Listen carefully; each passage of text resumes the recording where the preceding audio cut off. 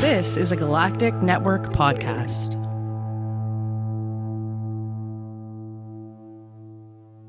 The Podcast of Terror is a great podcast. It's covering movies that are not for children, and thus this podcast is not for children. The hosts are two adults who will use bad words from time to time. They'll also spoil movies if that's not your thing. So if you don't like spoilers and you don't want to hear some dirty language or some dirty references to dirty parts of your body, then please, please, please wash your body parts better and do not listen to this show. If you can handle it, and I hope you can because there's a great podcast coming up, then please proceed with Podcast of Terror. Burn and fire, burn the fire. Burn and fire, burn the fire. I'm like, what the fuck? Shit. Yeah, so it was like Corey and I, and then we had two guests, and I was like, hey guys, we gotta pause for a second. Sorry. It was one of the most reeled-in shows we've ever done, though. It was pretty good. I didn't drink. There was that. Yeah, so Well, in spite of that. trying to figure out when the last time you were here. Have I done this show once or twice? I feel like I've done it twice. I think twice. Twice, yeah. You, Okay. me, and Jack did an episode when Corey was moving. That's right. So we did Boogedy and Return of Boogedy, didn't we? No, we did Boogedy and Halloween H2O. It was supposed to be That's you, me, right. and Erica, and then Erica Halloween bailed last H2O. minute. Yeah. Yeah. Oh God, that was fantastic. Wow, man. So in April 11th, 2017, you did Mr. Boogedy. Wow. And then, this is your fourth time. We did Young Frankenstein in November of 2017. And then, Oh, we did. yeah, October Oh my of God. 2018, we did H2O. I completely forgotten that. That is awesome. Me too. Wow, I didn't realize it's been over a year since you've been on here. It's sad. I mean, well, you've Felt been a busy hole in my life. with. Yeah. I mean, it's very nice of you to say, but we all know that you're lying. Busy with the Throw Bros and stuff. I no longer do any sort of intro because I've gotten lazy. So the show has officially started. Yeah, that's how he does it now. Just fucking the look of confusion on his face. Well, it was great because of the like something happened with the stream of data. Skype just went. You froze. And then I you heard froze the for show me, too. starting. Yeah. So I don't do an intro anymore. We're Okay. we're doing it. But I was gonna say that you were busy with Throw Bros. You've started your Well, you wrote Heavy Light. I believe that came out since you were on last. Yeah, it was right around the last time. I don't know. Well, no, that came out in 2017, so I'd had out by then. But the biggest, Throw Bros is kind of the main side hustle, if you want to call it that. But the thing that's gotten most of my attention is like yourself. Like both of you guys. I'm a podcaster. If that's the French word of it, it ends in an EUR, I believe. A podcastrix. That's what if I were a lady, I'd be a podcastrix. But yeah, so I do the Heavy Light podcast, which is a Highland Games podcast, and then I also do kind of my more passion project one, which is the Now You Try podcast, and that is a sustainability, self-sufficiency, outdoorsmanship kind of podcast. And that one's more of a like when we feel like getting the right stuff together and finding a cool guest. But the Heavy Light, the Highland Games one it's definitely where a lot of the artistic energy goes right now. It is every Tuesday, Friday that comes out on all the platforms, probably every platform. Everybody can find you guys as well. And it's great because it's like any other podcast. In title, it's about the Highland Games, right? But really what happens is that it's like one man's descent into madness every Tuesday, Friday. Is that you just like I'll spend like the first, like this last episode was fantastic because of all the coronavirus stuff, we bugged out, not because of it, but like alongside it, like we bugged out to Oklahoma. The family and I went to a cabin. So the last episode that was recorded in the rain on a patio in a cabin in the woods in Oklahoma. And so I spent a good 20 minutes or so, like looking through recent results in the Highland Games, but like talking about how most of our season is canceled because of COVID and everything. And then I get through the logistics but then after that, there's like another 40 minutes where I just I'm with my own thoughts. And that's real fucking dangerous or real fucking hilarious sometimes. Like, I don't know what I'm going to get. So I was out of the studio, so I didn't have access to my bag of tricks. But Matt, you'll enjoy this as a musician. I also use it as an excuse to just write and put songs at the end of the show. Like I'll just something on topic, like I'll just, I'll use the stuff I have sitting around, usually just the guitar and voice, or like, and then I'll do some fun mixing or something like that. And I think one of them was one of the most recent ones was it was a song called "No One Cares," and it was sort of a calypso song about how little people actually care about how well you do in the Highland Games. And like how everybody gets really mad about it and throws tantrums, but it's actually no one cares. So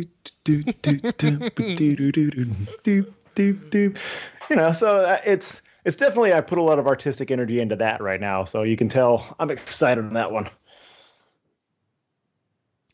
I don't even have words for what you've just said.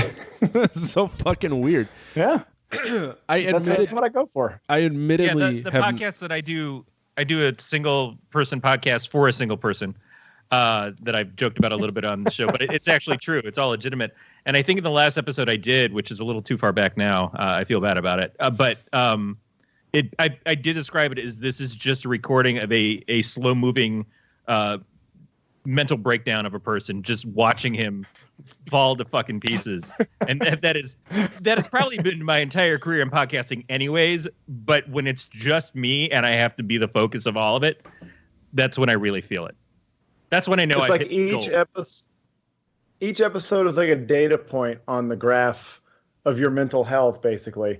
And like you can kind of track. So I hope that one day, especially with the Heavy Light podcast, that my kids can go back and they can see, where did it all go wrong? Like, why did we stop seeing him before we went to college? Like, where did he go? Yeah, I think get through that. Mine is probably going to be how my wife gets power of attorney over me, and just yes, good call. He can no longer make his own decisions. He's not well. Let's just diaper him up. Can we pull the plug? Man, he's not even sick. He has a sore throat. There is no actual plug. So since you mentioned the whole coronavirus and shit, and that's obviously something that we've been dealing with, you were at the Arnold and competed to what, 20 people? It was 40, asshole. It was 40. Okay. And I mean, and I say that with all due respect, because that was one of my favorite things to do, was watch the Highland Games at the Arnold. So I can only imagine how fucking god awful that is for you to compete in front of nobody.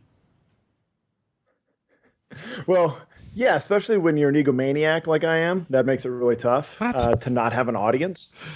So what? Who? Yeah, but you know what? It actually turned out being cooler than I expected. So we went through this fucking roller coaster thing. You and I talked a little bit because you kind of make that pilgrimage all the time, just to come see me and Matt and to just enjoy the carnage. Yeah. And but we were kind of in touch about it. But it was originally like Throw Bros was my company was a sponsor of the Highland Games, the Pro Highland Games group. And we were going to be like, my business partner and I, Aaron, we were going to be on the microphone and like talking to the thousands of people in the crowd and interfacing, doing big up for the brand, all that kind of stuff you're supposed to do. And then all of a sudden we get, after we booked everything and spent all the money, that we get notification like, oh, they're shutting down the expo. Nothing's going to happen. So we start scrambling, trying to reverse reservations. Then just as we get those reservations reversed, they say, well, we're going to let spectators in after all. It's like, okay. So we go back in, get it all done. And then when I'm boarding the plane to leave, we get a notification that says no spectators, only athletes and families are going to be watching. So it's like, at this point, fuck it. I'm PoT committed, going all in, fine. But when the first day I didn't compete, I just, we did a lot of video content for the pros. We tried to make the best of it, because what's the point of going on the microphone when it's just, other athletes and not a big crowd? We still did some, but it was, we got a lot of video content, supported the pros. And then, but both days I competed the second day in the lightweight group, and it sucks not competing in front of like the biggest crowd of your life, like you would be there normally. But it is pretty neat still that you had a pretty supportive crowd of the other sports. Like, we had strongman there. You have Moss wrestling, which is like the wrestling where the two guys are pulling on the stick. And like, give me the stick. The other guy's like, no, I want the stick. And like that's that's a pretty rad community.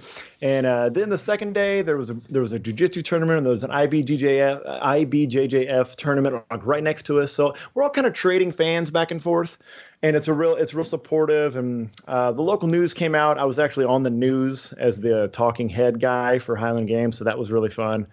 And so there was a crowd. It was probably the kind of crowd we get at like a small Highland Games, basically, is what it turned out to. So it was still pretty fun. But yeah, it certainly does suck to think like, hey, I'm going to go do the thing that I like to do in front of like 20,000 people over the course of an hour or hour or two. And then all of a sudden it's like, nope, just you guys are basically going to play the back room for your girlfriends, basically, is what it turned into.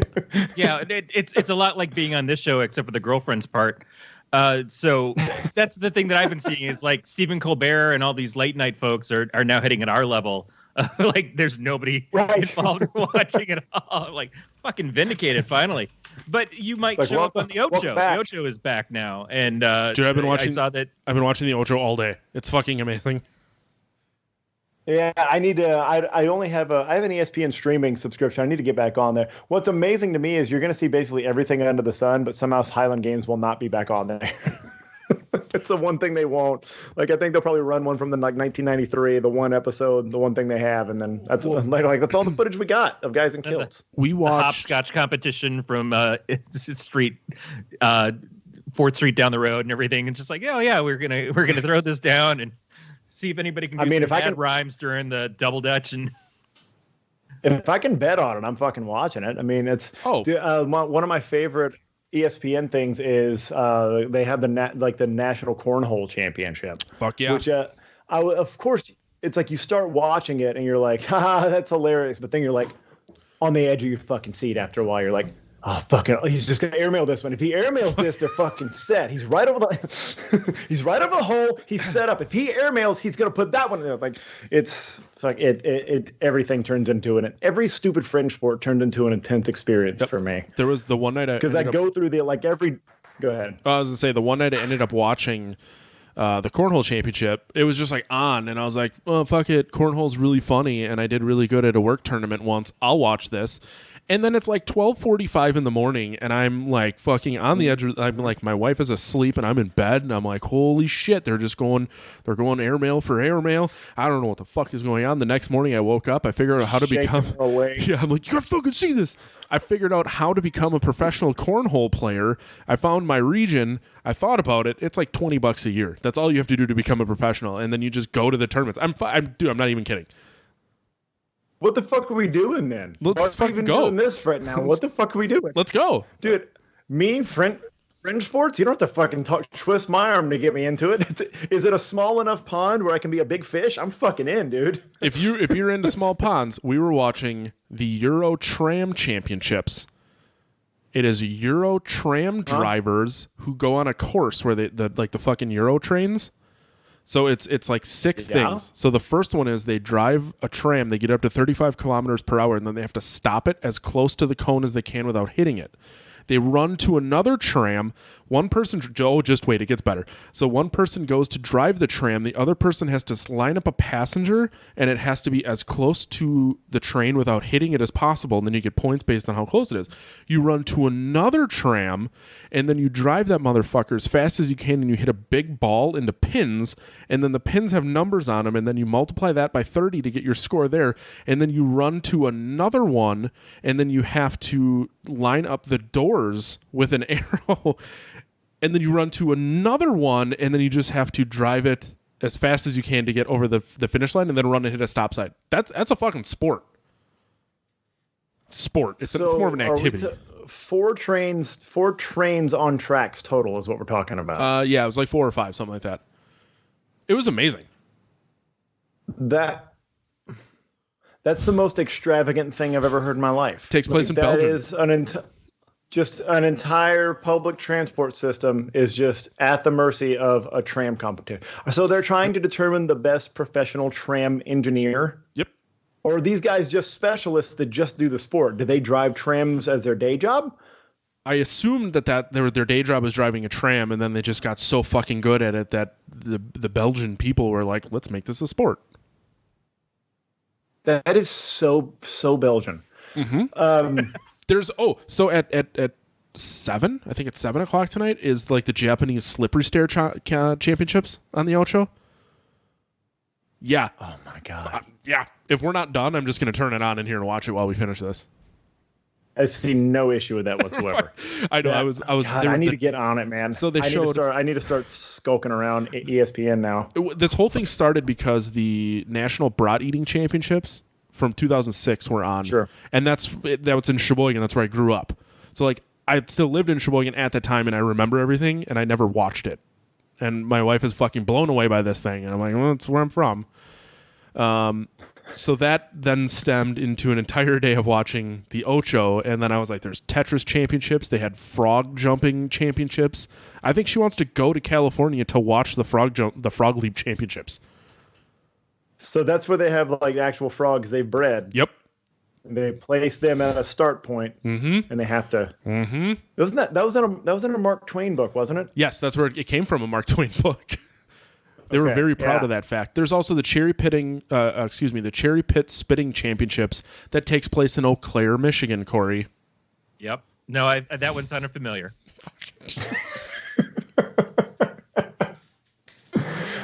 In several states, in Texas, one of them included, they have cow and buffalo chip throwing competitions that are thrown like a discus.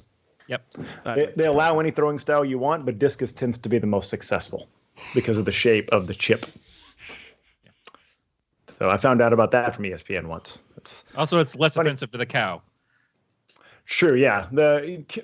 Generally, the Bose genus is much more receptive to traditional track and field than it is other disciplines. Yeah. Yep. So do you get to pick, it's because they can't roller skate. Do you get to pick and dry your own buffalo Absolutely, chip? yes. Okay. Yeah, I believe you can't bring it to the field with you, but I think you have to choose one. You know, because you don't want somebody like doctoring up their chip and like putting cork in the middle, or like weighting it more. Weighting it more would really do it. Like you put like a lead disc in the middle or something. You can't have that. Oh, You've been feeding Bessie ball bearings the whole week and just and it's just waiting. Oh my god! Fringe sports are probably my favorite thing ever. Oh god, who you telling? What? Right. But yeah, like I really, and I have that gene in my body where anytime I watch one of those, I'm sure every dude does, but like when I watch cornhole or like cow tip tossing, I'm like, I could fucking do that. I bet I could be a fucking pro at that. I bet I could go do that.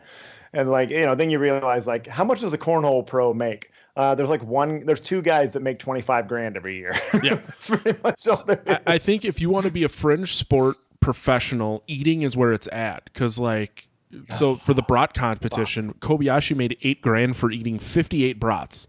Please keep in mind, 58 brats was like 7 days worth of sodium, like 16,000 calories or something. And like, as someone who you definitely take care of yourself, do you really want to stuff that much meat in your mouth?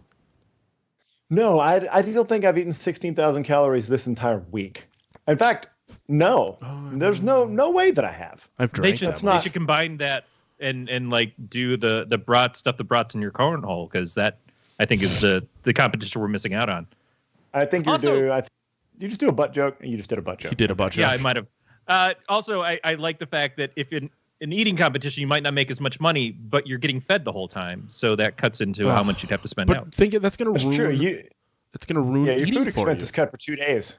But right, but like I enjoy brats. I enjoy one brat like once a month. Mm-hmm. If someone's like, yeah, stuff 60 of these in your mouth for 10 minutes, I'm not going to fucking ever want to eat that again. You're like, what is this, prom? I just wonder if it's like one of these situations for them though, where like, like it's like a gynecologist situation. Like they see the thing all day at work, but then they can like compartmentalize and come home and enjoy the one at home. That's the symbol that I'm doing. They can enjoy that. Could you do the same as a brat competition? Could you do that and be like, okay, you know what? I'm just shutting my brain off. I chug the water, I eat the brat, and then that's it. But then maybe they can cut into a nice one later. I don't know. Right. That's a really good way to put it. Brats. Yeah, like the brat that you picked, not just one that was out there available in the festival scene, That's a good point. I did eat a cheese curd stuffed brat because why not? Yeah. Wisconsin. Yeah. How do you? Why not? I don't. Besides but heart I'm- disease. Besides your inevitable slow death on a respirator, why not? Fuck it, man. Why not? I mean, we're all going out soon anyways. Well, I mean, it looks like we're all staring down death on a respirator anyway. So hey, this is the exact reason that I moved to the middle of nowhere. It's so that they can't get you to a hospital in time? There's a hospital not. It's like 20 minutes away. 10 if you're. Hope I'm not having connection issues. Uh-oh. I feel like I am. Oh no. Look at that fucking smolder right there, though. Yeah, seriously. I mean, we can just sit and look at them for the rest of the show, and that's fine with me. I don't hate it. So why not go for it? Okay, so speaking of coronavirus and dying on a respirator, there are no new Taco Bell items. That was last week. So I do want to talk about NFL free agency this week because that is literally the furthest thing from Corey's vernacular. And I think, Beech, you may have something to weigh in on it. And let's talk about fucking Tom Brady going to the Buccaneers. Oh, yeah. shit. Yeah. I just can't believe he switched sports to baseball. It's incredible. Wow. Let me break your heart a little bit here, Matt. I used to could talk a lot of football. I was super football fan, probably up until like 7 years ago. I was like commissioner of multiple fantasy leagues, watched every game that I could, Sunday ticket guy. I was a Cowboys fan because I was born there, not by choice. Like I was in, dude. And then just kind of out of nowhere, over the course of one season, I just stopped. I just don't watch football anymore. I couldn't name anybody that wasn't playing in that time period. I probably couldn't name them or know much about them. I know a little bit of Scuttlebutt because my son's into it. He's 11, but I'm so off the radar now. I think the NFL should do a case study on me because if they're worried about losing viewers, like they lost a middle class white dude. Yep. Like from football forever. Mm-hmm. Like just, Who brought in 2 beers to do a podcast. Yeah, that's right. Exactly. It's well said, Corey. I will drink 2 beers doing a podcast about a horror movie by Disney, but I won't sit down on Sunday and watch a game anymore. Why? I can't give you a good reason. I don't have like a moral reason. I don't have like, oh, it's fucking stupid. I don't have anything. I just like, it just kind of stopped. So I don't I don't know how to do it. And I don't blame you one bit. And by no means am I like a sports guy. I literally just thought it would be funny because Corey doesn't talk about sports, and normally we talk about Taco Bell. Well, I'm siding with Corey. You're the asshole here. So how do you think about that? It's not the first time I've been called an asshole it on is the pretty internet. insane. Did you hear the demands that Brady had when he was talking about getting traded? Did you hear about this is the one thing I'm kind of in on. He said he wanted control of the roster, or some control of the roster, input on the roster, and he wanted to be involved in the play calling. I mean, at the end of the day, it is fucking Tom Brady. So it is. But here's the grand experiment, right? And this is, I'm in touch enough to know this. The grand experiment is this. I actually think it's not a smart move for, what is he, 42 now? Yeah. Is that how old he is? Yep. Early 40s Tom Brady to not just retire and be the greatest of all time. Because now we have a situation where he's going to be removed from Bill Belichick's system. Yep. And he's extremely talented. I'm not saying he's not. But he's going to be removed from Bill Belichick's system. And he might get exposed for being a 42-year-old pocket passer in a league that has passed a lot of that by. And he could tarnish that legacy of his by going and being vulnerable and being part of a Buccaneers team that might get its nuts kicked off. Yeah. In the NFC East or not, NFC South. That's a real risk. I don't get it. I don't get why keep going and why risk the legacy. If maybe he's just got like a Joe Montana in Kansas City fantasy where he's like, I'm going to show him that I'm the fucking best no matter where I go. And I think that has a lot to do with Isn't that kind of what happened to Jordan too? As far as when he went to the Wizards? Right. Yeah. Is that he lost the luster. It wasn't just that he left the team. It was that he went someplace else and he didn't perform the same level. Like this, excuse my ignorance. As Matt stated, I'm obviously a big sports head, but and it's valid. He wasn't like terrible at Washington. He just played a different role. Like he was definitely like a more range shooting guard. He wasn't like like an attack the rim kind of guy. He was a defensive wizard still, a wizard. But yeah, like it is kind of the same thing. I don't think Jordan tarnished his legacy as badly though, because he clearly was like he was part owner, or like he was he. I think he was a part like minority owner at that point of that club, and like I think it was just like he wanted to go and help, and he wanted to develop young players, and that was the framing of it, and. So I don't know, but quarterback's a different deal, man. Quarterback of an NFL team is like you're it. What? Not only also that, the most decorated quarterback too, like the one who's got the most rings. Absolutely. Yep. But absolutely. So he was a quarterback for the Patriots, which means he was surrounded by fucking talent, a lot of talent. Now he's going to the Buccaneers, where they're not very good, and they had a really young quarterback who did fine, but he didn't really have a good season. So I really think that Beech, I think you're 100% correct, is he's going to fucking ruin his legacy because he's going to the Buccaneers. They're going to get just hammered. Brady's probably going to get fucking sacked multiple times a game because I don't think the defensive line is anywhere near as good as the Patriots, and that's whatever. For what? Like, just stop and go out, mouth kiss your kids. It's fine. But does this set him up to be the next coach, to be the next Belichick, as opposed to like as he moves his way out of playing the sport? Does this set him up to be like, well, I led this team, the Buccaneers, and maybe he doesn't make them the number one team, but maybe he at least improves them quite a few spots on the roster? Is that then going to be where he says, now I can come in and coach, and people actually believe in that aspect of it, and it's not just, oh, he's the pretty face quarterback, but he's actually lead these things? I think that's a potential angle for sure. I would say that would give you some qualifications, right? To not just be like a great quarterback in a great system and say like, hey, I got play calling and roster responsibilities and I made something out of it. Sure, I think he could do that. But if you notice, there's not like an influx of superstar players that go to coaching. And I think the reasoning is that the money is just not worth it for them. Right. Like when they're out, they're out. And I think like superstar, best in the world kind, like the tens of millions of dollar contracts set up. Like they don't tend to go to coaching later on. They tend to go to commentating or broadcasting, or they just flat out retire, or they open a I don't know, vegan shoe line, or what the fuck ever Tom Brady's going to do now. Like you know what I mean? Like I get what you're saying. He would be set himself up for one. Maybe he's going to be a paradigm breaker or whatever, but it just doesn't seem the past doesn't show that that's like the path for guys like him.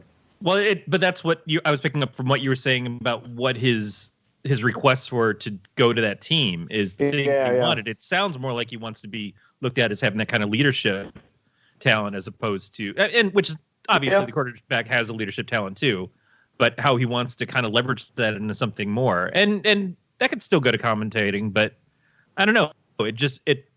The way that you made it sound, it seemed like that makes more sense as a path to me. Maybe he wants to be a GM. Maybe he wants to be like, more of a front office, like player, like, like football operations GM kind of guy too. And maybe that's more what he's looking to do. He doesn't want to be on the field, the fucking headset on. And what's going to make his wife happy too? Because, that she's obviously got to be at a point where they could both be retired and sitting pretty for a long time, literally, be okay. And like, where did she want them to settle down, and how does this factor into their relationship? Yeah, that's true. That's true. Those two just have a lot of tough decisions ahead of them. I know, and I really feel for them. Yeah, exactly. Those kids have been struggling so hard for so long. I just hope they can find their way in this world. I'm pulling for them. I love a good underdog story. It'll be interesting and to that's see. Really what this whole conversation was about, was for me to show Matt up and say, hey, fuck you. I know all about this stuff. Oh, I know. You picked like the one, Matt, you picked the one where both of us can actually be like, actually. It also shows how little I actually pay attention to football, because the only thing that I could mention was the biggest football news that happened. And there's nothing else happening. So if you pay any sort of attention to any sort of sport, when no one is fucking playing, that is the one thing that to take away from it, is the fact that Brady left the Patriots. Well, it's about looking smart, not being smart, Matt. And I think you've nailed that down. Thank you very much. That is how I've gotten to where I've gotten in my life. Just say a lot of big words and talk in circles. Matt, I know they give that the big Taco Bell news this week. Go ahead. I was just going to say, the big Taco Bell news this week is that they're offering free delivery through Grubhub. So you know what's really exciting is the fact that Grubhub, there are 5 restaurants that now deliver to my house. No one has ever delivered to my house before because we live so far. Simultaneously? Maybe. We'll see. But no one has ever delivered to my house before because we live so far outside of town. Now, 5 of them do. We're living in the future, guys. It's like The Bachelor, but for food. It really is. They're gonna compete for y'all's affections out there in the sticks. I'm gonna order from all 5 of them, and the first 4 to show up get a rose. The rose. No, a cheese curd kielbasa. Yes. A cheese curd. That's gonna. He says that out loud, and that's gonna stop people from coming anywhere near his house. Will you accept my cheese stuffed meat stick, please? Sir, just take your nachos, please. And we're not living in the future. We're living in the dystopian future. The person who brings your Grubhub food is going to be Kevin Costner, and he's just going to show up in a duster and just like with a shotgun on his back. Nice. No. The great thing about Kevin Costner is, though, depending on which Kevin Costner movie you pick, that whole scenario is way different. Like, yeah, like Waterworld's Kevin Costner. That'd be cool if he showed up. What about like Bull Durham Kevin Costner? That'd be fucking cool. He'd probably want he'd share a brat with you. He would. Yeah. I just watched Bull Durham the other night too with my wife. Fuck, what a great movie, dude. God, that movie is, you rank that very squarely under movies that would not get a green light at all from any studio now. Just, hey, what are they going to do? I'm just going to fucking talk philosophically about baseball, and then it's going to be shitty minor league footage. Oh, yeah, for sure. Let's put $7 million in that. Mm-hmm. What the fuck? We no chance I get paid. Did you see the video that Simon Pegg and Nick Frost did for what is currently happening in our world? No. It's the conversation that they have about what they're going to do with the zombie apocalypse, and then there's I can't specifically remember the joke that they made, but when that movie came out, it was acceptable, and now it is not acceptable. So in this video that they made about COVID, they like explain how, well, back in, when this came out in the first place, this was okay, and now it's a little off color, and like, I think it's fucking weird. Think of any movie, like any of the Adam Sandler movies. Even I watched Idiocracy for the first time in a while earlier this week. Yeah. None of that shit would fly anymore. Like, it's unfortunate that we've now gotten to that point, but I'm really happy to have come up with movies where they would make a lot of off-color remarks, and it just didn't fucking matter. Yeah, and the biggest one that always sticks out to me now, especially in my generation, is how casual joking about being gay was, or like saying like a fairy or things like that. Like that was much more part of the vernacular and much more accepted. And like I think I'm okay with the change overall. I think less marginalized people is probably good, but it is kind of strange. It wouldn't fly now. And the other thing, I guess, more what I was thinking with Bull Durham was, like, the saying, like, in movies, talk is cheap. Mm-hmm. Like, and literally for directors, like, it's just costs less money to have dialogue instead of fucking effects and big shots and stuff like that. And it's definitely one of those movies. And you don't get a lot of those from big studios anymore. It's just, the algorithm for how to make $1 billion on a movie does not involve fucking sitting around a dining room table talking about shit. For the most part, it does not. And right.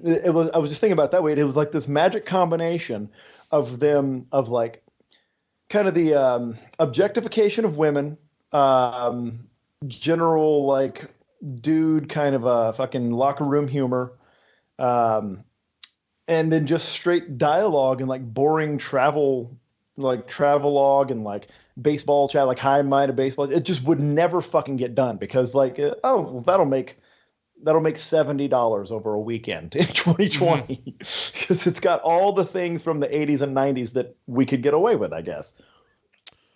The other thing is the 90s really gave us dialogue-heavy movies that the dialogue was so good that it's hard to keep up with something like that. If you have a room of sitting around talking heads kind of thing, and they're not talking with a Kevin Smith dialogue for comedy or a Quentin Tarantino dialogue for that kind of dramatic kind of mob hipster feel, or Scorsese, going back to even Goodfellas, when you get those would-be mobsters sitting there and talking, and so much of that is like the inside baseball of mob stuff.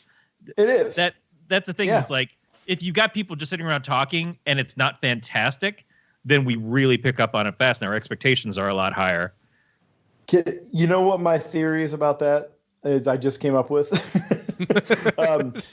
What was cool about movies like that, like Bull Durham is a good example in the baseball world, and Goodfellas is a great example. You could point to other Scorsese movies as well, but the ones that you gave the example of is they're kind of in that era.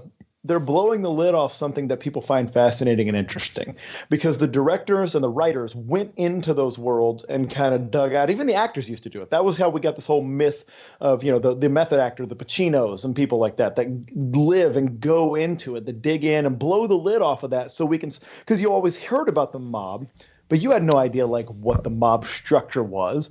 And Goodfellas literally tells you like, here's a boss, here's a made guy, here's a capo, here's a lieutenant, like all that kind of stuff. It blows the lid off it. I think that blowing the lid off doesn't happen in the movies anymore because of the advent of the age of information, because of internet, because of the availability of information, that now I think spectacle moves more to the front.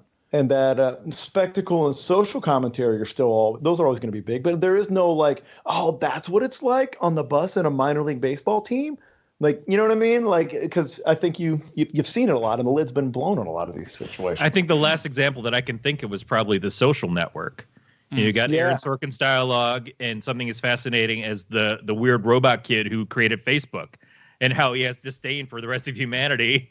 It's just like, and there's no factualness to it at all, but it doesn't matter, because it's like, yeah, but I can believe that is what Zuckerberg is like. And it kind of blows the lid off the tech world. Yeah. It blows the lid off the tech world, like that tech, the venture tech world that exists out there, like, because that's what was like, we just got past the .com bubble 10 years before.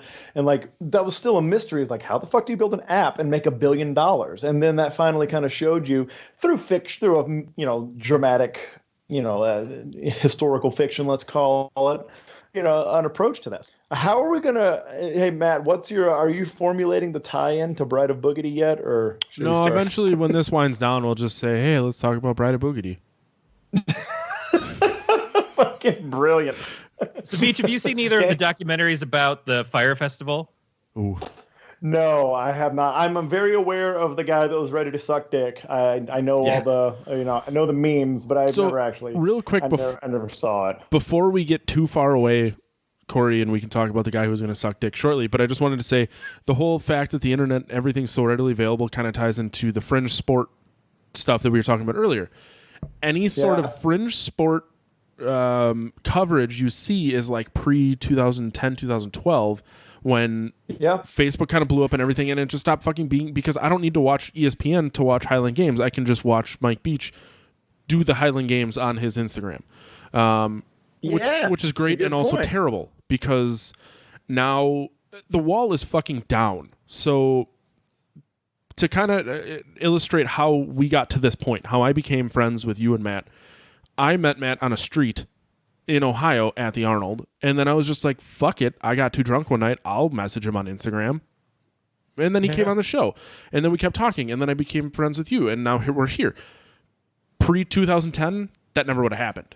So I think there's and that's the thing where people, a famous person makes a comment, and then you have the backlash of 80,000 people that all plays into where we're at, and it's both good and bad. Like, it's really nice that I can just go on the internet and see what is happening worldwide with what is currently happening, but ignorance is fucking bliss, and I don't necessarily need to understand. Like, I don't want to know what's going on in Italy, because it is terrible and sad, and it's soul crushing, because that could start to happen here. So it's like, it's almost better to just not know, because I can't. Well, it's also 16,000 miles away, and at a certain point, like, it's much more worth your energy to worry about what's happening in your community. Yes, but not everyone. When you're talking about a global pandemic, I understand there's a certain level of, insulation that's important. But like, yeah, it's probably more important to know what's going on, I don't know, within 5 miles of me. Yes. Yeah. It's more important for me to understand what is happening in my state than what is happening in Italy, because not only is my state closer to me, or my county, but certain people don't compartmentalize correctly. And I'm not saying that's a bad thing. I'm just saying, like, I don't know. There's some certain amount of fuck. I'll deal with it when it becomes a problem. So someone my wife works with, she works for a worldwide company with a fuckload of people. So this is like 2 people removed. But the guy emailed his team and said like, oh, I'm having all these symptoms, and they're the symptoms. And she had seen someone who works with this guy. So there was like a 12-hour period where she was like, well, fuck, like, did I touch, the person who would have been in contact with him? Like, do we have to worry about this? And then the next day he was like, oh, my doctor told me not to worry about it. But I couldn't be like, don't worry about it until it's time for something. Like, don't worry about it until we have to worry about it. It's just, that's kind of how everything is. And it's like, you see what's going on, like you said, 16,000 miles away, and people get really bent out of shape. And I'm not saying that you shouldn't be concerned or act on it. I'm just saying, like, maybe don't worry too much until it's something to actually be worried about. Well, I think the word that sticks out to me is like actionable data is what's important. Yes. Getting information that says like, hey, wearing a mask in crowds or keeping a social distance from people is showing that it actually works. That's what you need to do. Okay, that's actionable. You're telling me, here's what I can do. I will take that action. I will do it. I will take that recommendation because you're smarter, wiser, more well-researched than I am. Yep. But me choosing to just worry does nothing. And that's a unique problem that some people and some personality types have, is that they expend energy through worry. That's not my personality type. Sounds like it's not yours either. Right. But some people, they expend their energy through worry and kind of playing out scenarios in their head and trying to worry is like an attempt to control the future, I think, in some ways. And like thinking that like, if I remain stressed about it, that means I'm going to be vigilant. And I think those can get very quickly crossed up. I think vigilance is great. I think worry and anxiety sometimes sneak in the door with it. Yeah. Yeah. I'm the guy that you're talking about. I have compound anxiety. It basically, there you go. It's just anxiety from a bunch of different things, and they all come together and they twist around, and it's like a big fucking Twizzler of anxiety that's going right up my butthole. But I completely agree with you, which is the fact is that while we can have empathy for Italy, we can have empathy for China, we can't personally do anything about it. What we can do is we can learn from it. It's the unfortunate thing is that we don't have that point right now where a lot of us feel that we're getting the best information because of things like Facebook, because people just like see a story, click a story, share a story, and maybe never even actually read the story to find and verify the sources of it. And they're just like building this whole fucking rollerball of anxiety for everybody else with a whole bunch of false information. And so it's like there are the people who are, oh, I'm freaked out all the time. I'm always up at like level orange. Yeah. And then there are other people who are like, this is all bullshit, and they're just trying to manipulate to feel this way. So I'm going to react the opposite of what they're asking me to do. And it's this middle area for a lot of us. It's like, I have to look out for myself. I have to look out for my family and the people around me in my community. Like you said, you have to think locally first, but we still have to get that information globally to be able to utilize it locally. And if we don't trust the information that we're getting globally, like the problem with China is the fact that China was lying to their own people about it. So they screwed it up from the very beginning.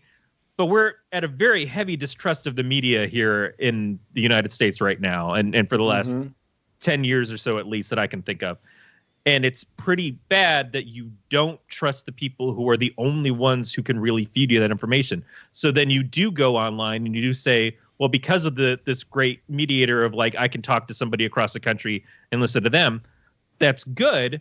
But again, only if that source is verifiable. And if it's just some rando who's like a bunch of conspiracy groups lined up and like grabbing every single thing and sending it out, then that's not the person you want to listen to. But it's harder for you to know than it is for these big organizations who have to build a state of trust with people first to start giving you all that stuff. You have to kind of go off the fact that it's illegal for people to just, or at least it used to be kind of illegal and definitely immoral for a news person to just say shit off the top of their heads or scream fire in a theater and like, that kind of stuff it's hit a gray area. And so who do you trust now? That's where it's really concerning. That trust got broken, like you said. I mean, I think several events you can point to in our Western history that kind of broken that trust in the past couple of decades, in the past couple of generations. But as you're saying that, the big thing that sticks out to me is the thing I'm most thankful for is during my education, not just the ability to think critically, but the ability to be able to look at a source or look at information and view that critically and vet that information. Right. I think that's something that is, I'm thankful I had the opportunity that I had, the privilege in life to have the education that I had. I think if anything that we come away with this is that, yes, it would be great if school could be more uniform, less about standardized testing and more about that critical thinking. But I mean, as we raise a new generation of humans, and as we build social networks with people across the world, just doing the best we can to reinforce that kind of thinking is really all that's going to save us. Mm-hmm. Because it's, until you have people that can click and view and consume content beyond their most base desires and their most base urges, which can be, fear, greed, lust, anxiety, until people can consume content based on things other than that, we're going to be in trouble. But if you can get a generation of people that can just say like, hey, I noticed that the guy that published that article actually works for the industry that says it's okay. Like, learning little stuff like that. Like, hey, that guy that said that smoke won't kill you, he actually works for the cigarette company. That seems strange, Mm-hmm. So I think the more of that we can do, and that's why I'm a big proponent of, again, I start with I'm going to give that to my family. I'm going to give that to my people.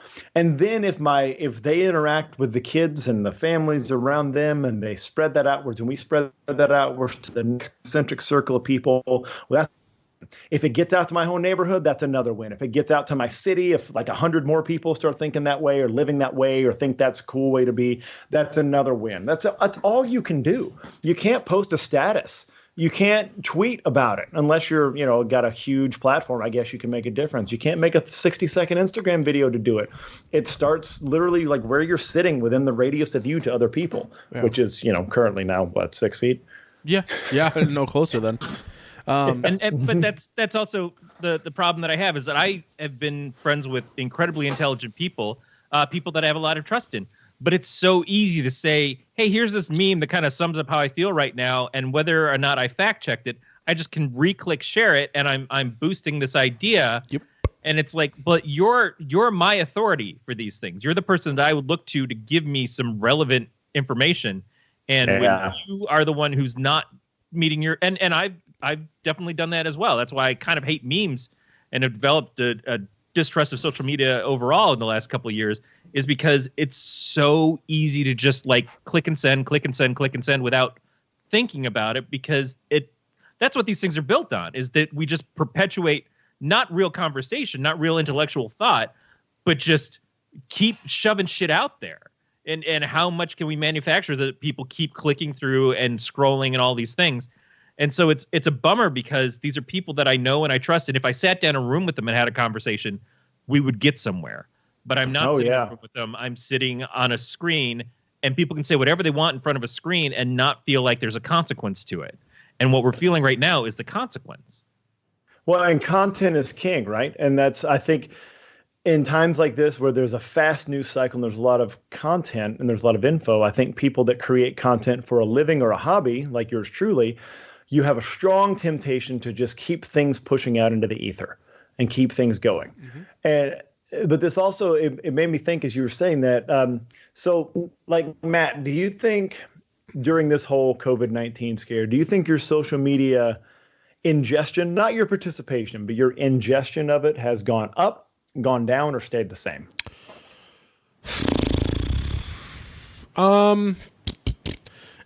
Oh man, I want to say it stayed the same to an extent. Now I'm working from home, so if I want to disconnect from working briefly, I can get up and just go walk around my house or go talk to my wife. So instead of sitting in my office and now staring at Facebook to pass some time, I'm going and interacting with my wife or just watching TV. But I do know that I am looking at Facebook to try for the local news sites to see like the new COVID numbers and kind of how that's spreading within my state.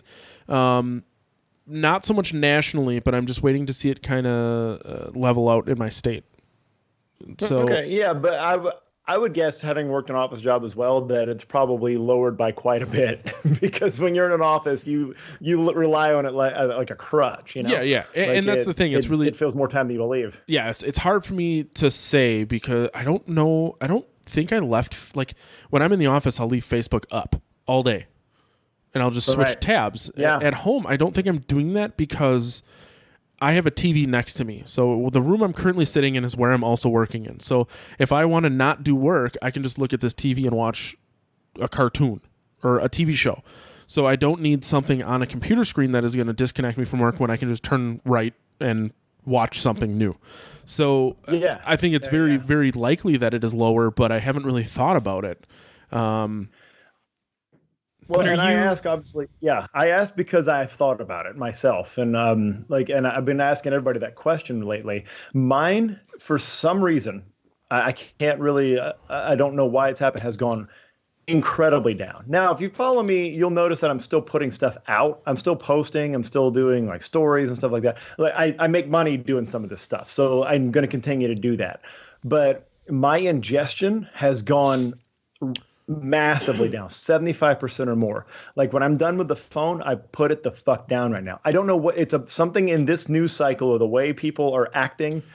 And maybe, like I've called it out before, in my particular industry, like in the near the fitness and strength and conditioning industry, has been really gross to me. And the way that a lot of people in my network and the people that I'm connected to have acted has just been off-putting to me. And this was one of the first times I was like, no, I don't want to fucking do it. I'm done. I don't want to fucking do it. So, and that may be just unique to where I sit with my network. I don't know. To your point. Nope. There's I have been looking to Instagram a lot more because I don't have a gym to work out in.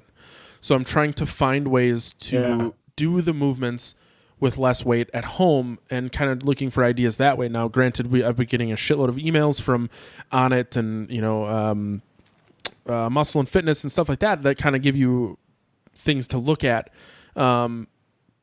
But I agree with what you're saying. There's also the same stroke where if I go on Facebook and I see people that are like, "Well, this is fucking August now. We're gonna be doing this for the next 18 months," and it's just like, "Fucking stop!" I'm like, until someone of authority says this is going to be a problem for 9 to 18 months, which I'm not saying someone hasn't, but I think too often people see something that isn't legitimate and they take it and they run with it and then they just start to spew it on other people. Like I had. In our band group text, one of the guys sent me something and it was a picture of a text message and it said, "Oh, they're rolling the fucking National Guard. We're going to be on martial law. We're all on lockdown." And I said, until a fucking military uniformed officer shows up at my house, I am not worried about that. I said, you're the third person to send me this exact same text. I do not believe that is fucking true. Earlier today, my wife said, all of the uniform officers that they're rolling out were for legitimate purposes. They were trying to get something somewhere in a timely fashion, and that's the only reason that uniform officers were involved. Like, yes, what we're dealing with is fucking insane, and it is scary, and it can be a real, real problem. But a lot of people are doing what they're supposed to doing and staying home. Sorry, go ahead. And it's... And no, and it's weird that that's an outgrowth of boredom of all things. Yeah. That some people have to create this new narrative. They have to create a story. They have to create a thing that they got the first scoop on that they're into. Like people can't stand more than anything to feel like they're the passive observer in the Godzilla movie. Mm-hmm. Like nobody wants to be that. And like nobody wants to be the one screaming and running. Like they don't think of themselves that way. But statistically, that's what we all fucking are. Yep. No matter how important you are in your social media circle, no matter how important you are in your house, whether you're the head of your household or whatever, like we're all statistically average, okay? And nobody wants to think that, and nobody wants to be that. They want to think that they have something that somebody else doesn't have, or they know something that somebody else doesn't know. And that's what's leading to a lot of the, like I mentioned, like the ickiness in my circle, in this fitness circle, is like there's so many people that like the second this starts taking over everybody's lives, they'll start hawking their fucking supplement that they think is going to boost your immune system to help you against a fucking virus that they don't understand. And then they're going to be like, well, and then everybody starts writing and monetizing a fucking workout from home plan or something like $7.99, link in bio. But it's fucking gross. And I can say that being 40 years old now and not giving a fuck. Like I'm not trying to make money as a fitness influencer. I'm not trying to make money as a personal trainer. I don't need it's worth it to be in my position and just say it's fucking gross and stop trying to monetize something that's killing old people and children. Please stop it. Like, don't do that anymore. And it's that same line of thought of like, they have to have something figured out that makes them, that validates where they are and what they're doing. Like, and just like the guy that like, oh, I got some friends who are cops and I know what's really going on. No, you fucking don't, dude. You work at Wells Fargo.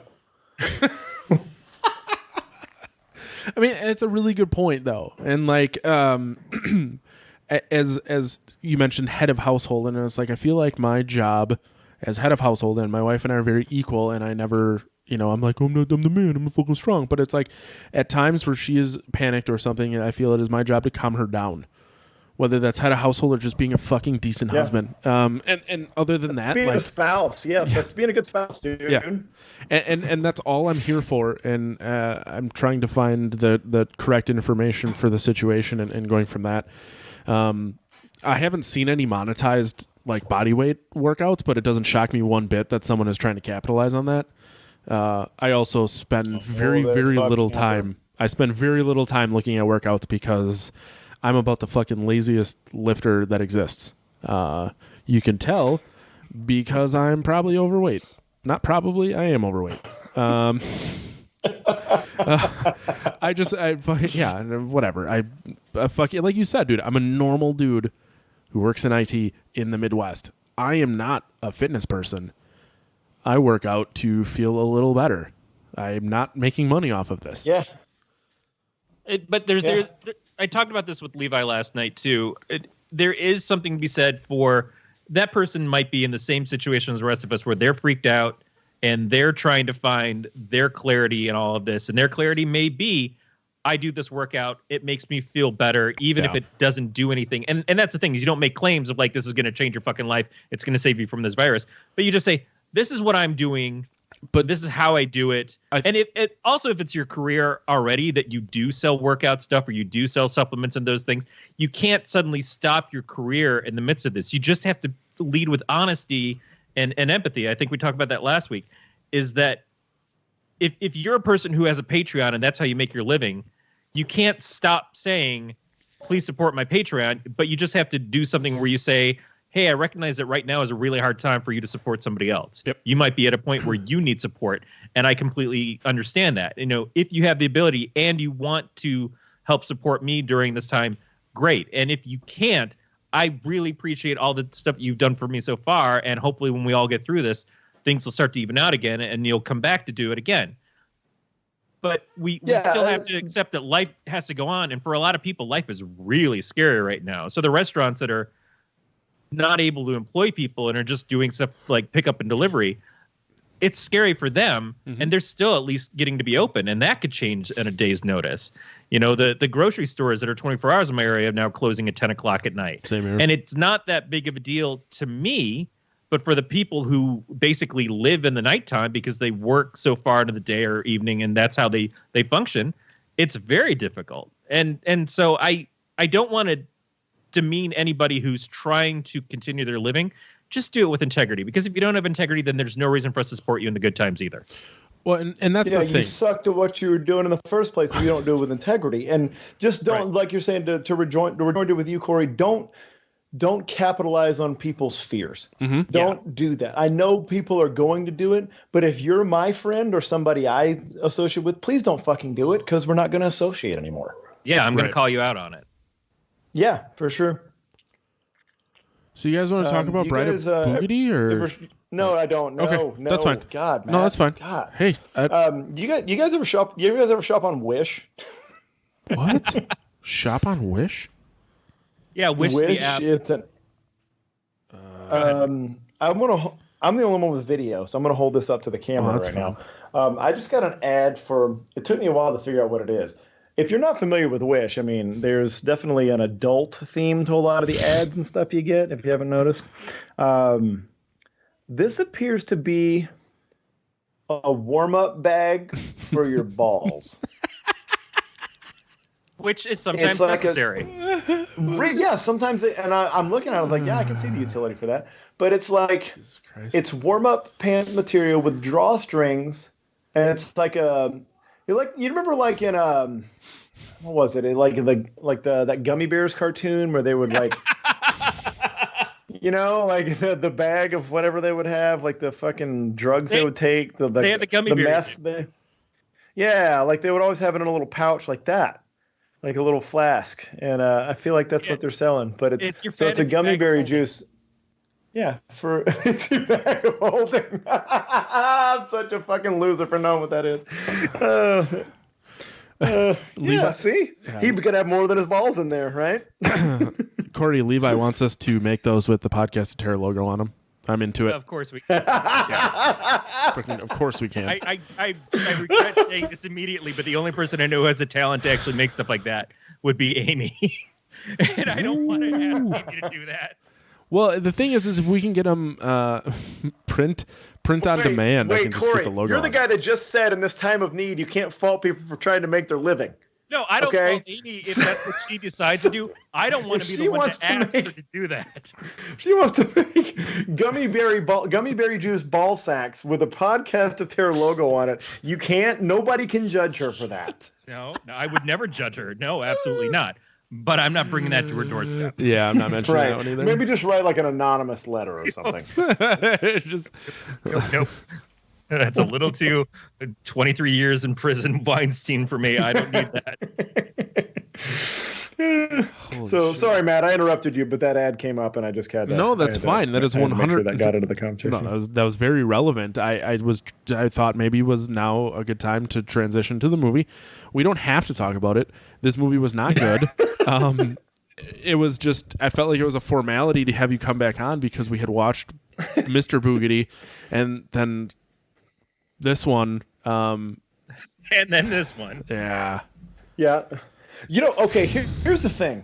I watched the majority of this, and I can't say that I watched it all because I'm a fundamentally lazy person. You're fine. It's fine. But does anybody else feel like the quality was way better than the original Mr. Boogedy? Yeah.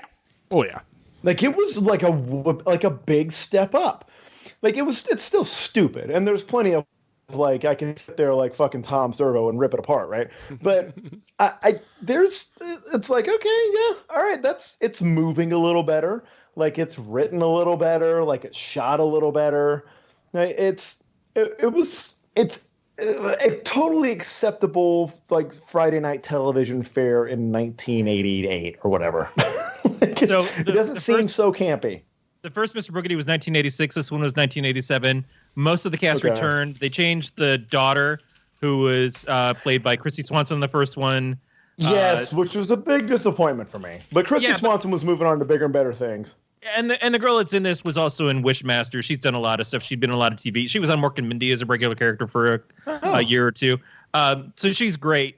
And the younger son, we went from the kid from Alf to being the kid from Harry and the Hendersons. Which came out, I think, that same year. But a lot of this was the returning people, and they didn't have to do what they did in the first one, which was establish the family, the characters, the house, all these things, the moving in to get you to understand Boogedy. But it's also weird because these things appear a year apart on that Wonderful World of Disney show. I don't remember there being a huge push of these on video cassette at that point. So it really was, if you saw it 1 year, that's probably the only time you saw it because it wasn't a Disney Channel at that time.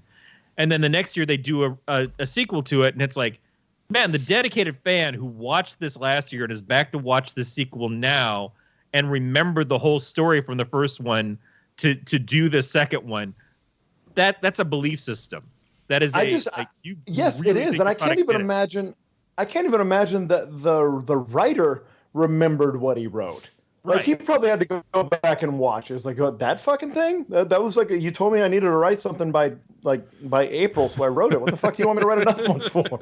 But he worked with enough pros that they kind of came in and remembered their characters and put the same stuff back in there. That same laugh of the mom over and over again. The dad just being the ridiculous jokester. Yep. I mean, he's from The Thing. You know, he's done a ton of shit. She's done a ton of stuff. She's on that mom show on CBS now.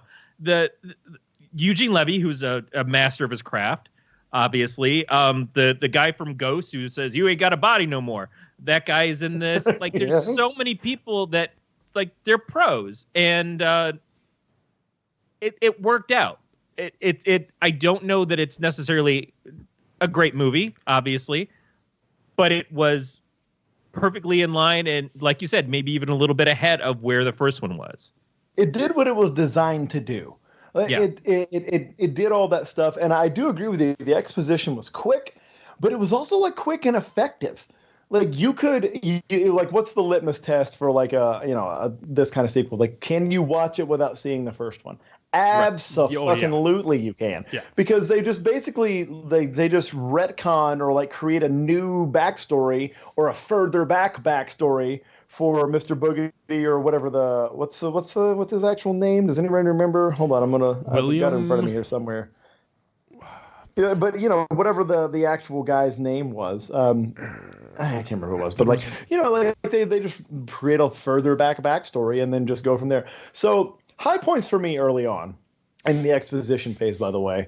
The name of the city, Lucifer Falls. Yes. Falls.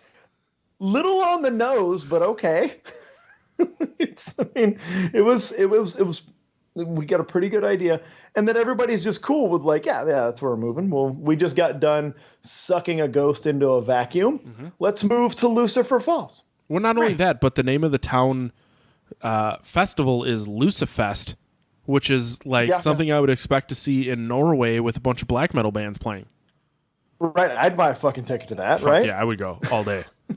Especially if I got to slap a little fake third eye disc on my forehead, like oh my god.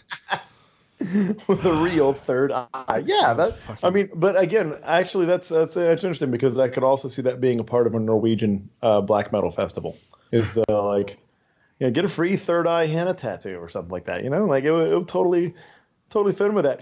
So there are some tropes in this though, which again we're dealing with Disney movie fare, right? But there are some tropes that, even while admiring how well put together this was for a sequel to a pretty terrible, goofy movie, like there's still some tropes that are just it's like so hard to get past as somebody watching even like silly horror. Is like that the daughter is like accosted by the the Mr. Boogedy ghost on the way back home, and this is like a year later, and nobody at the house believes her when she says it. Right?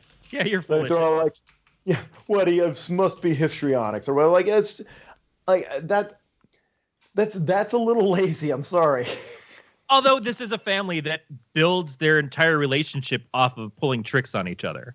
Yeah. And she's the only one who doesn't have that gene, it seems like. She's the only one who's always rolling her eyes like, please stop fucking doing this. Don't you understand that we almost died and we're going to die possibly this time?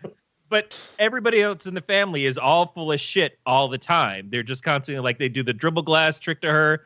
They do the black eye thing with the look through the scope to Eugene Levy's character in a store. Like that's what they're built around. So they're skeptics. They're constant skeptics, but they're skeptics who enjoy the fact that they're having to be skeptical because they like to be fooled when it works, but they will call you out immediately like, no, you're full of shit. Do better next time. Try a little harder. Yeah, sure, Dad's floating down the hallway. Who cares? That's the kind of shit. It's like, I get why they don't believe her, but it is very much the trope of a lot of horror movies. Is like, we don't trust the kids.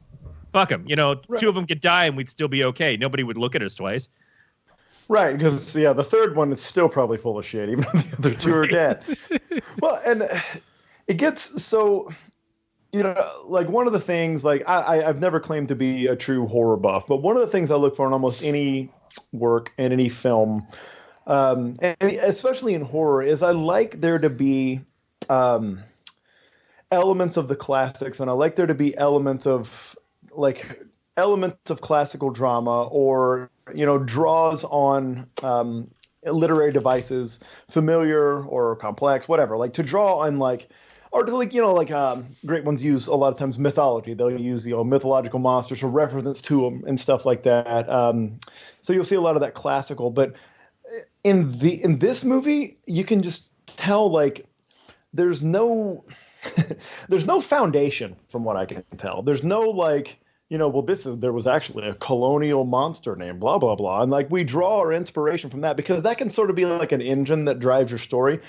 I feel like this is, and maybe I'm wrong, maybe you guys can set me straight on this. I just feel like this entire fiction, this entire story was just manufactured whole cloth in the writer's room.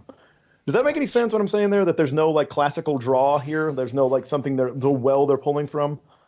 Well, the first one was just your classic haunted house story. And that's so many different things. You go back to the one that I remember loving as a kid was The Ghost of Mr. Chicken with Don Knotts.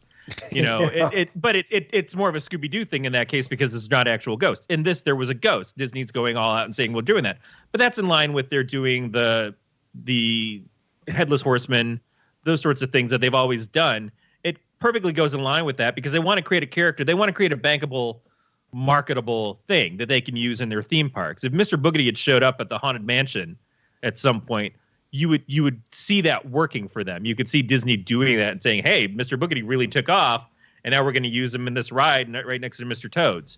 You know, Mr. Toad's is not a popular character, to us at least, but it was a big deal enough for them to make a ride around it for a long time because it was something that they created and owned.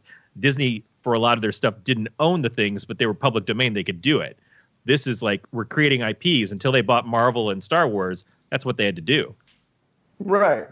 So, more in reference, like trying to dig in deeper in that hole, it's like, you know, the classic movie monsters, like, you know, they'll like, you know, your vampire, your Dracula, your Frankenstein, your mummy. A lot of these are, one, they pull on very, very human themes, and that's what makes the original authors, you know, the Shelley and Stoker and all that. That's what makes them so, what makes the original work so good is that they draw on like these very, very human fears and very, very human things that we have found mysterious for thousands of years. And like they often draw on older stories, you know, like the Dracula draws on Vlad the Impaler and like a lot of that Eastern European mythos around like, you know, blood drinking, like nobility, all that kind of stuff.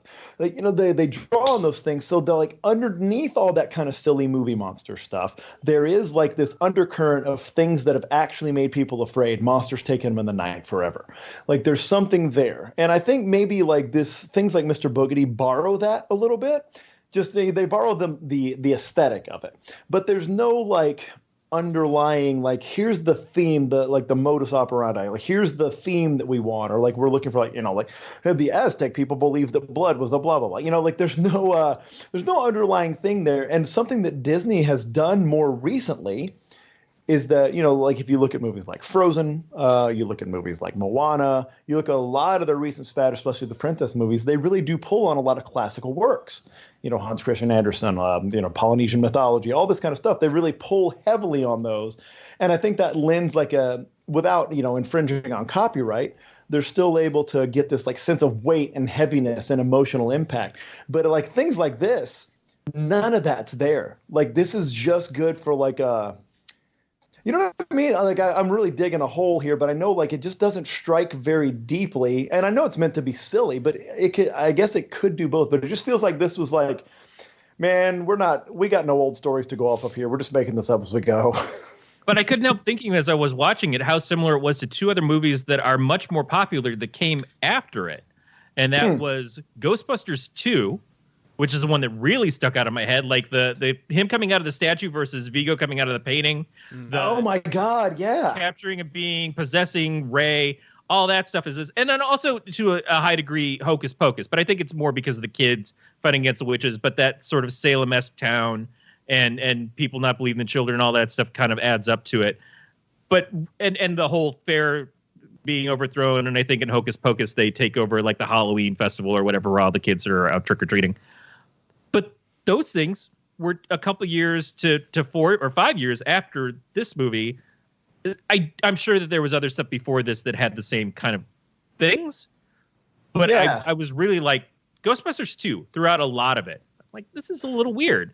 I didn't see that. That's interesting. But yeah, it's definitely a precursor to that. And, you know, it's worth remembering that the 80s, if you remember, was a high time for the possession aesthetic because we were in the post-Exorcist world, and that like took the world by storm. That shaped a generation of, I think, writers, filmmakers, film buffs, and everything. So yeah, Ghostbusters 2 is also part of the Ghostbusters 1 and Ghostbusters 2 are part of that. Like and Ghostbusters 1 heavily. Poltergeist 2 had the old kind of, not necessarily colonial guy, but the fact that there was the older guy, the Quaker, that was coming in and he possesses the dad in that movie. that was 1986. So that was the year the Boogedy came out. Certainly they could have pulled a little bit from that, but it's still like the themes are not unusual for this kind of story. It's light fare. And again, they probably weren't banking on it because they don't have, at that point in time, they don't have a big video market, video on demand. At most, you were hoping that these would get replayed on one of the tertiary channels, not on ABC or CBS necessarily. But if you move into like the TBSs or the USAs, which were still popular at that point, maybe you could get it to show up on an HBO every once in a while as a replay. Mm-hmm. Yeah. But we didn't have the DVDs. We didn't have that kind of stuff, that market where people like buying a VHS tape was something you really wanted because it was $80. God, I remember that too. Like that's like, am I buying the only copy? Right. Like, that's what I remember, like having to pay so much for a movie.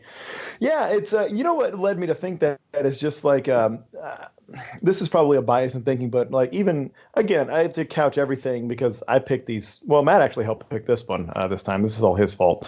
But the original Boogedy idea is my fault. That these are silly, but I kind of use the yardstick of like the more convoluted your solution for the protagonist has to be, probably the worse the writing is. Yep. Like, and I felt like this was really complex, the way they started, the way they kind of finished this thing out, or the way they started, like all the like the bodies changing and like not even a laugh ghost out of things. Like it just like they were all very. It just seems like people were just kind of spitballing a lot of times. And how all of a sudden it goes from him, like he shows back up and all he wants is Marion, who we never really see in this at all.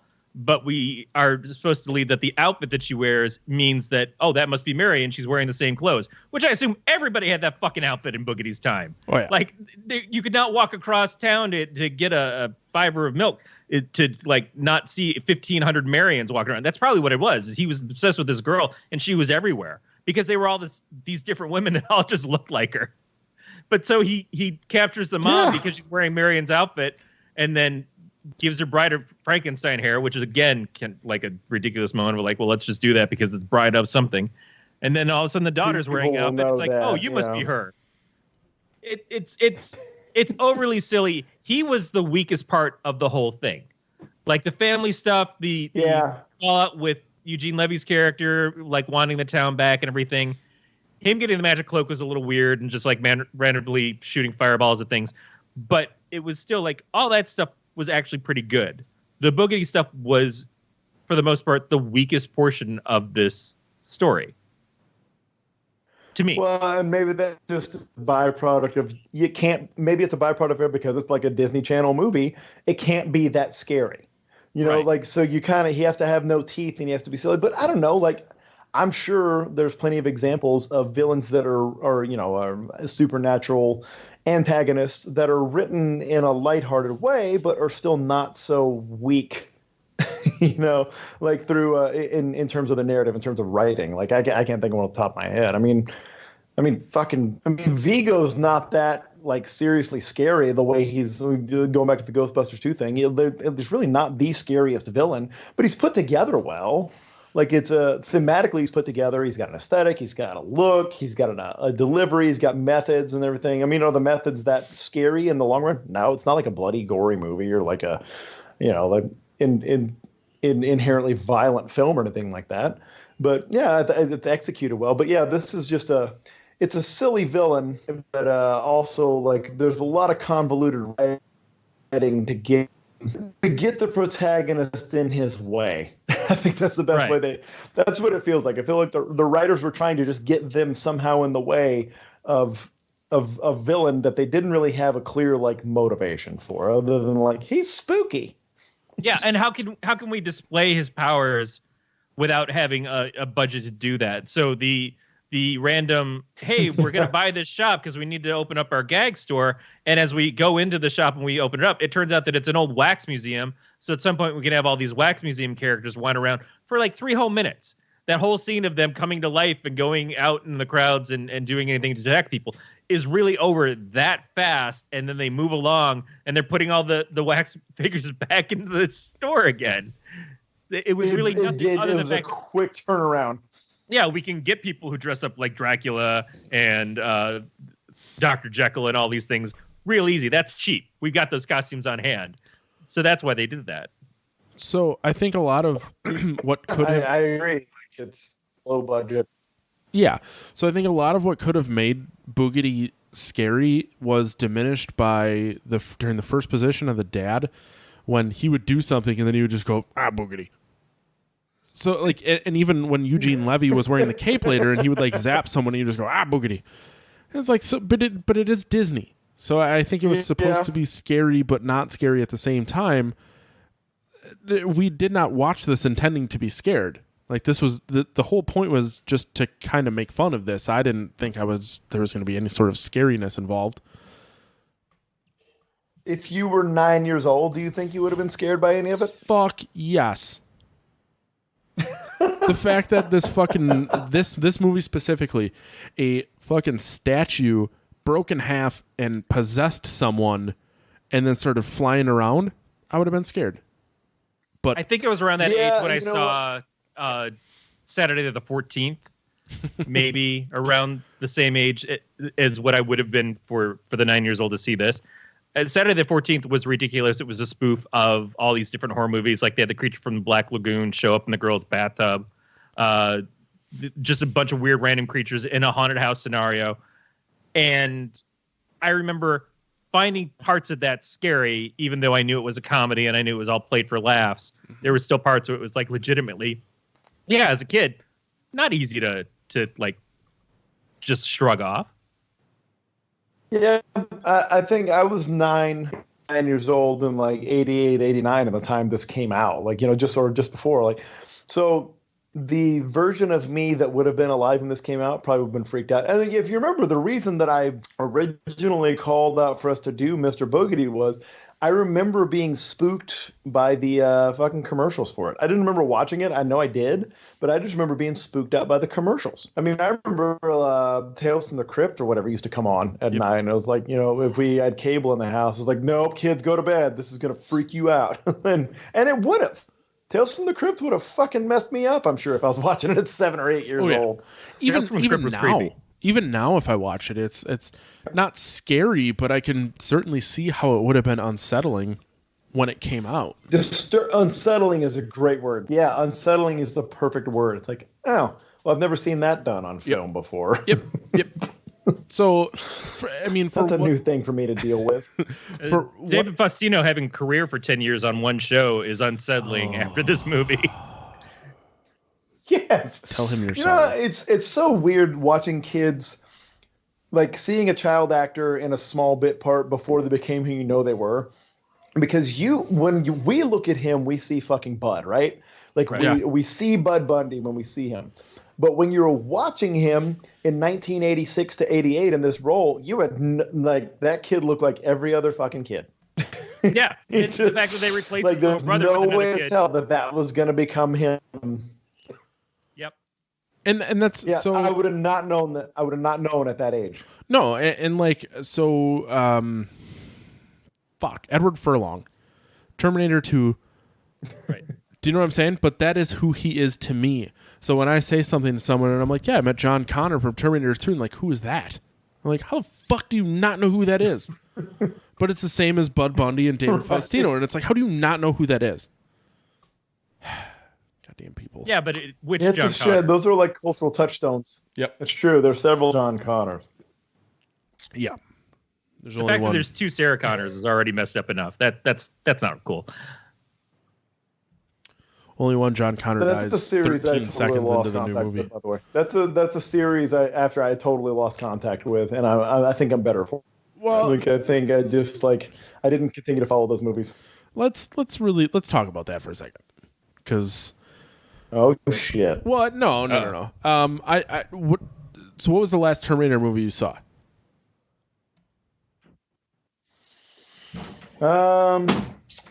Last Terminator movie I saw was probably I think I saw some of Rise of the Machines.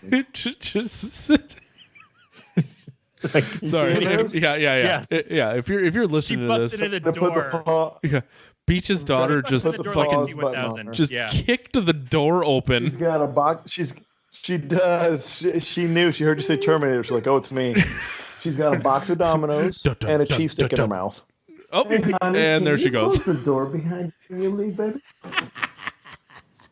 Thank you, sweetheart. That is Leah. That is my youngest, 3 years old. As it anybody that's had a 3-year-old knows, they are absolute savages, and they're living life how we all wish that we lived. The only thing that I own You that know is what I would feel like doing? what's that? I feel like playing dominoes and eating a fucking cheese stick, so I'm gonna go do that wherever the fuck I feel like it. So I wish my life was that. I was gonna say the only thing that is 3 or more years old in this house is bottles of beer. 'Cause I'm an adult. Nice. Yeah. Age them up, buddy. Yeah. No, there's a lot of money sitting. I started selling them off. Saw some. Go ahead. No, I was going to say I started selling some of the ones I knew I wouldn't drink to fund a trip to Denver with my wife, which is now going to get fucking postponed because of COVID. Anyways, That's true. it really is. That's the epicenter. Yeah. Anyways, what you were going to say? My last Terminator movie, I think, honest to God, the last full Terminator film I saw was T2. I've seen part of Rise of the Machines. Yeah. And I've seen part of the one where they had a CGI Arnold fight himself. I think that was the one with Christian Bale. The last complete that I saw. I think it's okay. Yeah, no, you're totally fine. I'm not gonna say like you gotta watch Dark Fate, but if you were to watch another one, Dark Fate would be the one to watch. I'll just leave it at that. Yeah, I kept trying to watch the one where they went back and had Sarah younger again, because I thought the concept of that was interesting, but I hadn't seen the Christian Bale one. I hadn't seen. I couldn't tell you a single thing about part 3 other than the fact that they switched John Connors on it and had Claire Danes in it. Mm-hmm. But I don't know that the franchise is enough for me. I did watch the whole series of the Sarah Connor Chronicles with Lena Headey taking the part, and that was at least somewhat interesting to me. I feel like they've tried it so many times going back to that well that it doesn't hold anything for me anymore. A little bit of a hiccup there, but right. I've got Corey back now. Oh, that's fine. I just wanted to make sure you didn't completely lose us. Shit. I don't have anything else to say about Mr. Boogedy or the Bride of Boogedy. Well, then you need to go back and watch it again. Speak for yourself. I watched the whole thing. That's true. I haven't even gotten through one entire watching yet. I just kind of sped to the end. I did like I was watching at like 1.5 speed. Yeah. And then as I got into the last third, I just started kind of clicking through for the major plot points.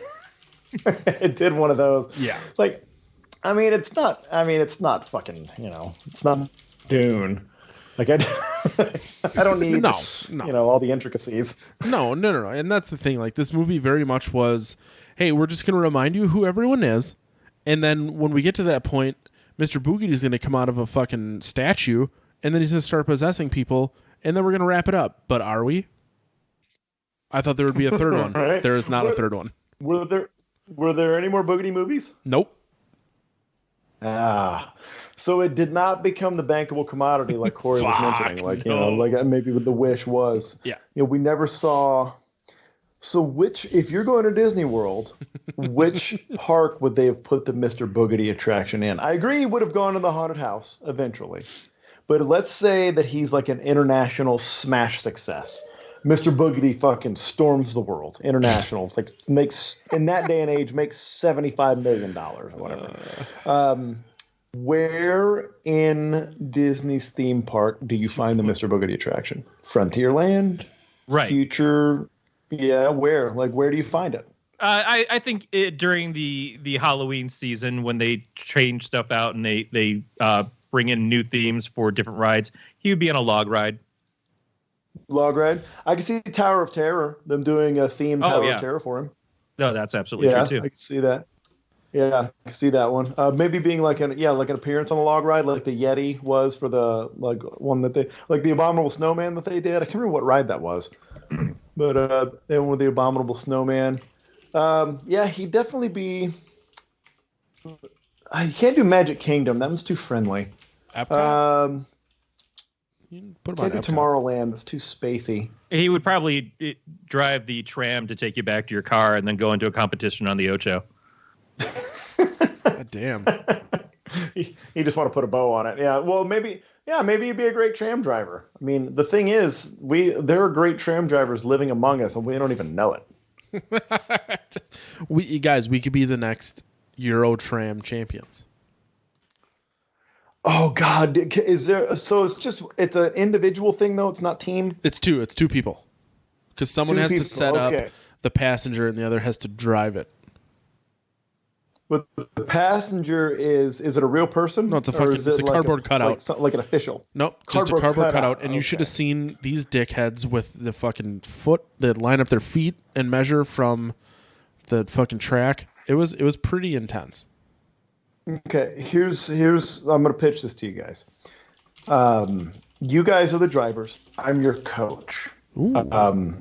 I'm going to be honest with myself. I don't think I have what it takes to pirate. That could be a different sport. To pilot a tram. I don't think I have what it takes. Honestly, I don't.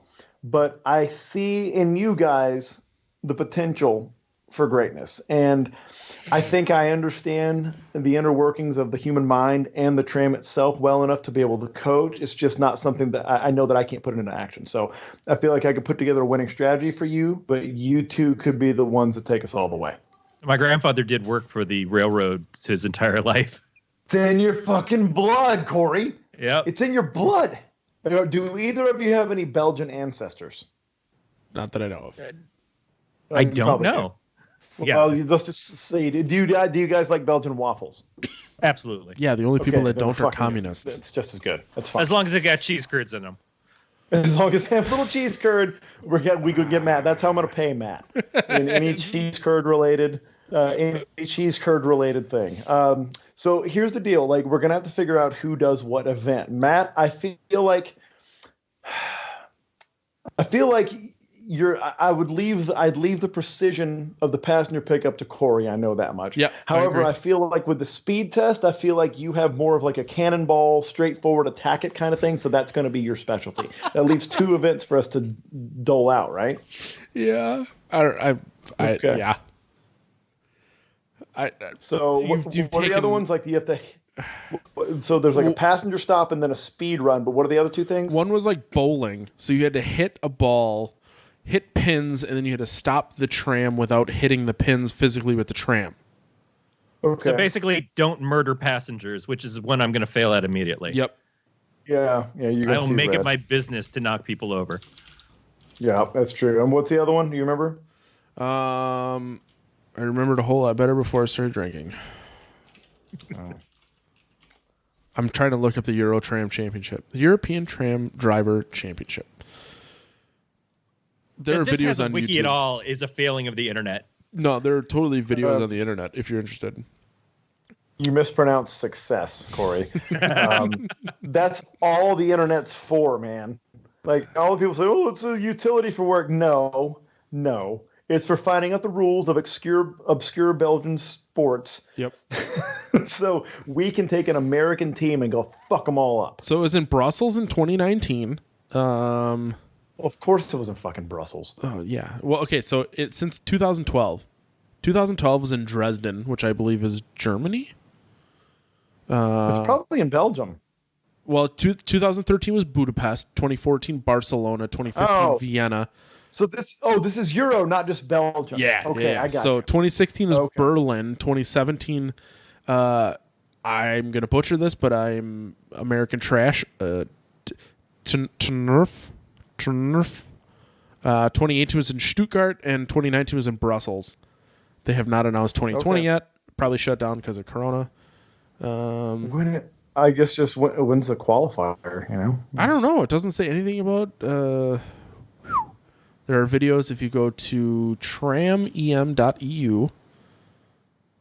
Well, I just And wanna- Matt's got the land, so we can build our own like training course in his backyard, like people build those Ninja Warrior courses for theirs. Yep.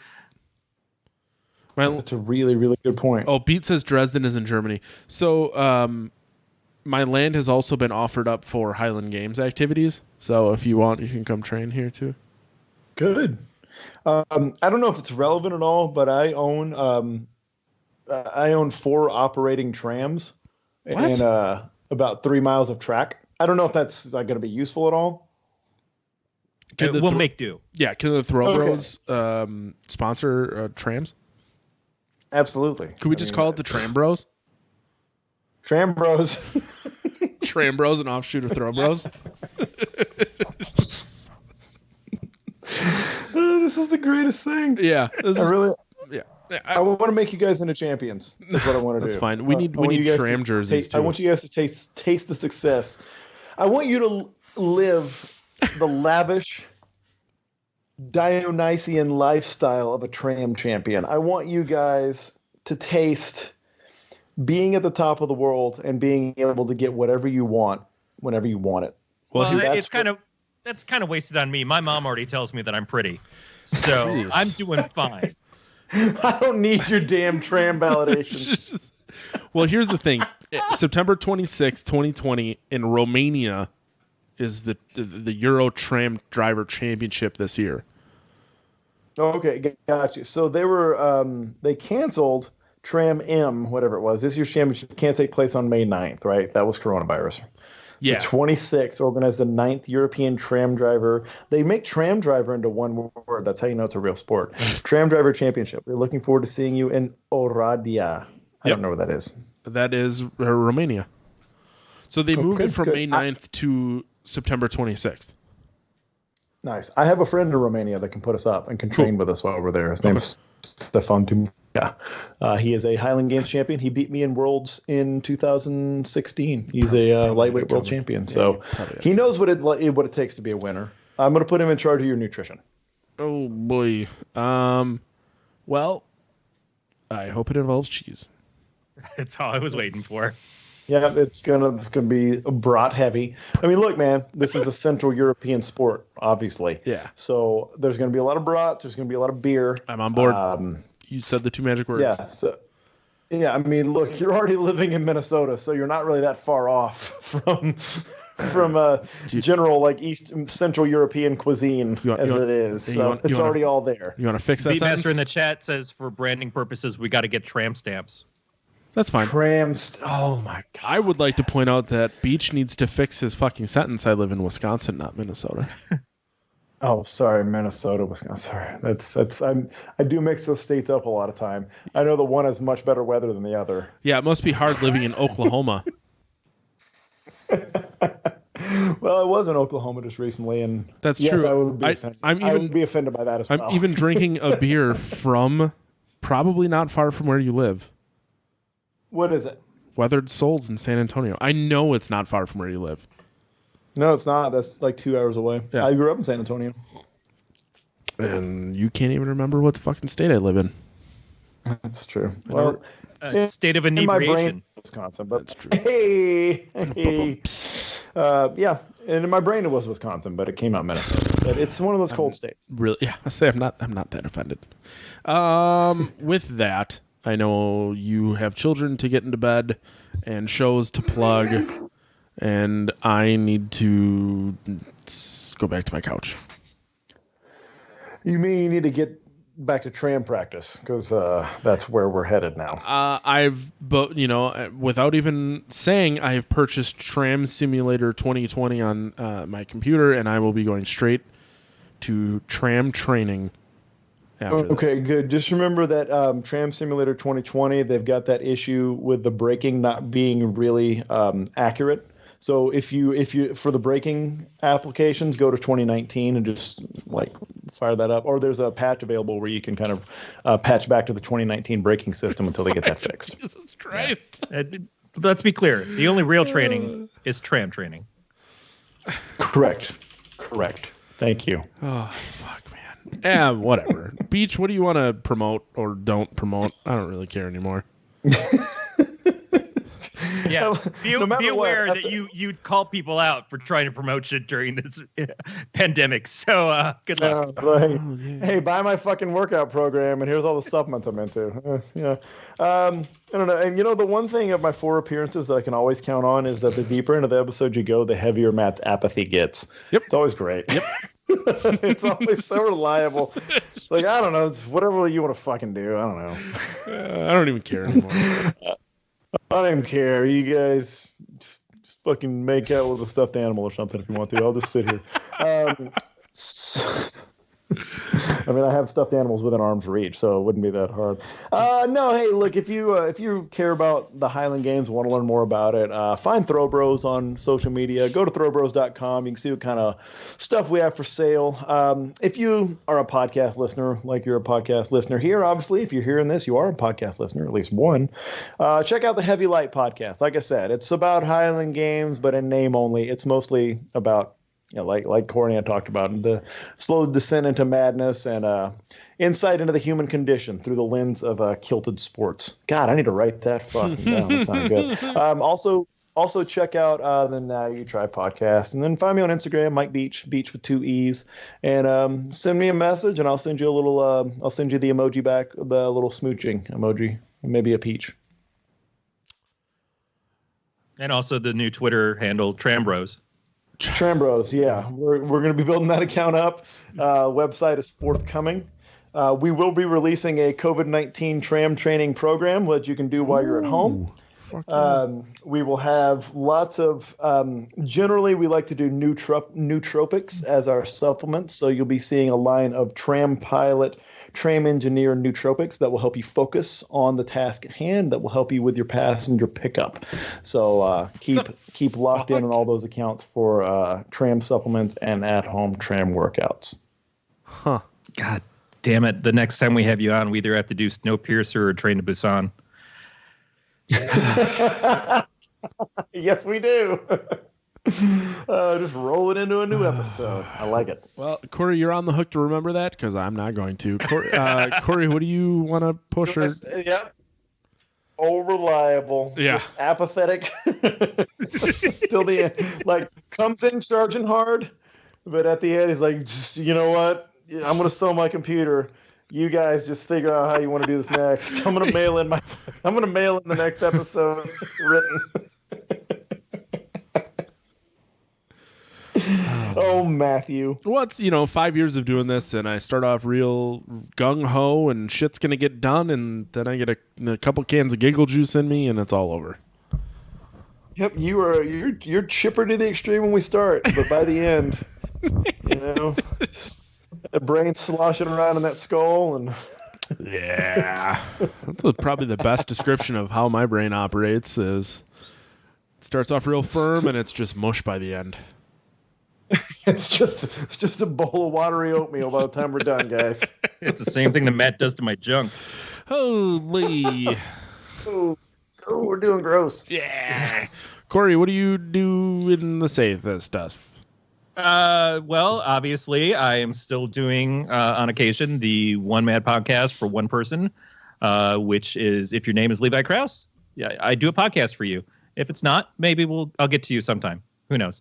And then I'm still on the Slasher app at Captain Temerity. There's some very good people on there. And that is the one social media place I found that doesn't seem to roll into the rest of this bullshit.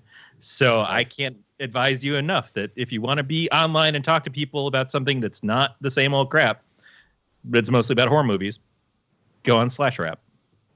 Nice. All right. Instagram, Matt the Lifeguard. Fuck it. That's gonna do it. That's gonna do it for another episode of the Podcast Terror. We'll talk to you guys next time. Oh wait, Corey, next week. What? The remake of Grudge with Mason. Yes. Mason was in the remake of Grudge, and that's where we're watching the remake of Grudge. Yep. Wait, no, that's not quite right, but no one's gonna remember next week or tomorrow. No. You don't remember it now. I almost remembered it. So yeah. Good for you. Yeah. Don't talk to you guys next time. Stay scary, everybody.